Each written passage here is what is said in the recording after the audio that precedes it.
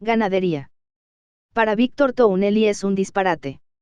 El reconocido consultor se refirió duramente a la medida del gobierno y se explayó sobre otros temas que hacen al sector. La actividad ganadera ya estaba atravesando un año muy convulsionado con diferentes cuestionamientos y advertencias de intervención por parte del gobierno nacional, ante el aumento del precio de la carne.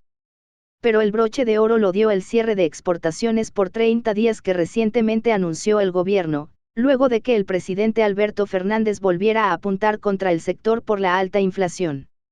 Tranquera se comunicó con Víctor Tounelli, licenciado en Ciencias Agrarias y reconocido consultor privado en el mercado de Hacienda, para conocer su análisis de este conflictivo escenario. ¿Cuál es tu opinión sobre el cierre de exportaciones?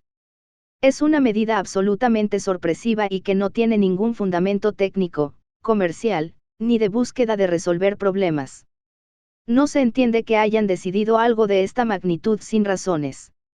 Los motivos que se dan en el comunicado de prensa de la presidencia son absolutamente banales, sin ningún tipo de fuerza, reiterando que va a ser para mejorar el abastecimiento del mercado interno, pero le da mucho hincapié al control de la marginalidad en las exportaciones. Algo de lo que se habló en el último mes y sobre lo que ya sacaron 3 resoluciones como para eventualmente evitarlo. Con lo cual, no era necesaria esta medida. Lo peor es que se da luego de casi 30 días de negociaciones con los exportadores, con los que se había arribado a un acuerdo que no fue fácil, de volcar 8 millones de kilos al mercado a un valor por debajo del costo y que fue muy festejado por el mismo ministro de Desarrollo Productivo, Matías Culfas. Todo indica que esta es una medida intempestiva, que pudo haberse evitado totalmente con un diálogo constructivo entre las partes, para ver si había algo no resuelto. O sea, los resultados están claros y la mesa de enlace ya anunció el paro de comercialización de ganado para todo destino por una semana, dándole tiempo al gobierno para que recapacite. Porque de lo contrario, será por el tiempo que dure la restricción a las exportaciones. Ese es el espíritu con el que se analizaron hoy los temas. Se ha generado un sentimiento de mucho enojo por parte del sector de la producción, y también de la industria y el comercio. No dejo de pensar que ha sido una equivocación tremenda que probablemente admita una reconciliación, o eso es lo que espero. Según tu intuición, esta es una medida que llegó para quedarse. No lo sé. Mi expectativa es que lo reconsideren. Es un disparate y como tal ya sabemos los resultados y consecuencias, que son gravísimas y ya las vimos unos cuantos años atrás con la pérdida de 10 millones de cabezas. En fin, no voy a repetir todo lo que ya está muy dicho. Por lo tanto, ante este error, no pierdo la esperanza de que haya una recapacitación y una marcha atrás en una decisión que no aportará absolutamente nada, y además va a generar un desorden y una enemistad entre sectores que hoy más que nunca tienen que estar unidos. Se supone que el acuerdo de precios con los frigoríficos exportadores quedaría nulo ante esta noticia, ¿verdad? Nadie lo sabe. La noticia se conoció anoche y hoy seguramente se vayan a reunir las partes que ayer lo hicieron, ya más en plan de trabajo, incluso para ver cómo se implementa. Debe pensarse que, entre tantos compromisos, había mercadería que ya estaba embarcándose. Un tema, que no deja de ser anecdótico pero es gravísimo, es que costó un mes resolver cómo traer a los rabinos que hace la faena kosher para abastecer a Israel, que es el tercer mercado más importante de la Argentina y está trabajando a pleno, pero hoy las plantas cuando abrieron no sabían qué decirles. Los muchachos dirán me trajiste acá, con todo el riesgo del COVID, ¿y ahora qué hago? ¿A qué se debe el fuerte aumento en el valor de la carne vacuna en el último año? Básicamente, esto arrancó en agosto del año pasado cuando el valor del maíz, que estaba a $125 americanos por tonelada, fue subiendo gradualmente hasta alcanzar los $220 americanos o $230 americanos de la semana pasada. Si bien bajó algo, igual sigue estando a $220 americanos, que es muy alto. Eso hizo que la última parte del proceso productivo, que es la del engorde a corral o feedlot, dejara de ser negocio y provocara pérdidas importantes.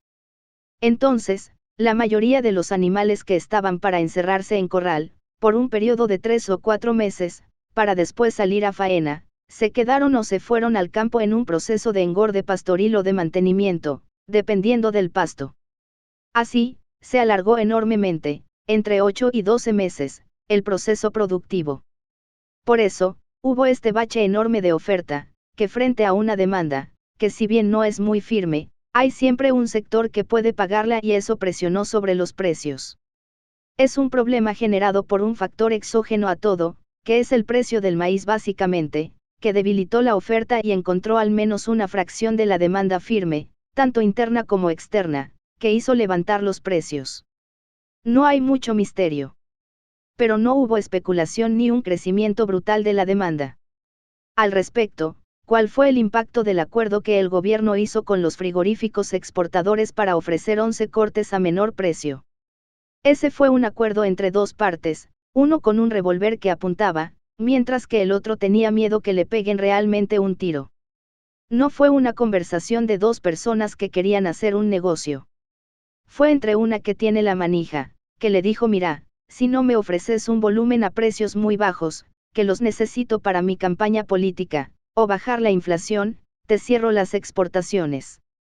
Del otro lado, le respondieron: está bien, hago un enorme esfuerzo, porque me cuesta mucha guita, hasta este número. Si ese número es significativo o no, depende cómo lo mires. Si lo miras por el total de la carne consumida en Argentina, es entre un 4% y 5%.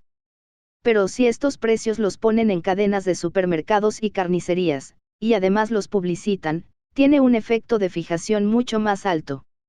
Cuando ponen que el fin de semana, o de lunes a viernes, va a estar en determinado lugar el asado a 350 pesos, el carnicero que está en un radio de 3 o 4 cuadras, puede vender a 800.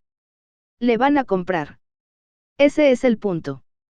Tiene un impacto como fijación de precios, no quiere decir que habrá para todos a 350.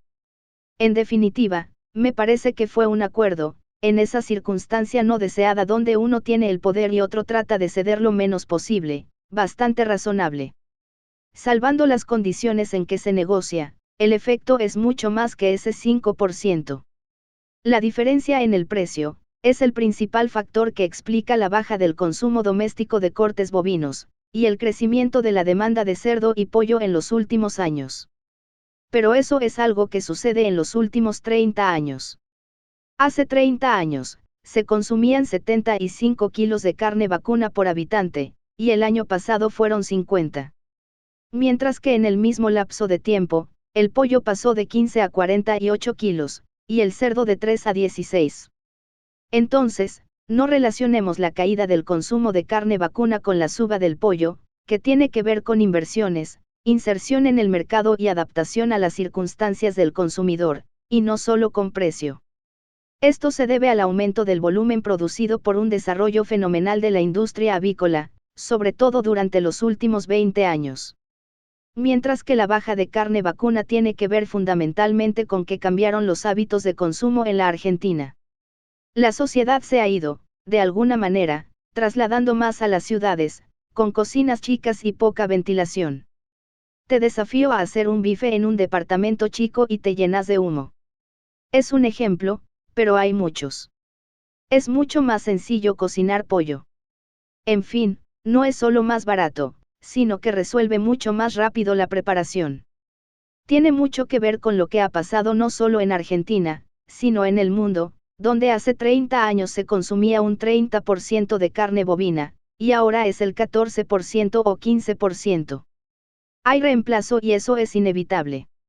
En ese tiempo, la curva declinante es casi perfecta, más allá de que sea más cara o barata.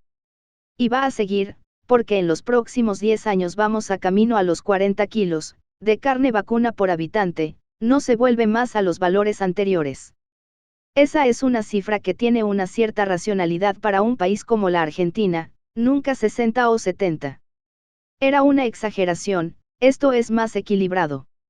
Es más razonable 40 kilos de vaca, 50 de pollo y 25 de cerdo.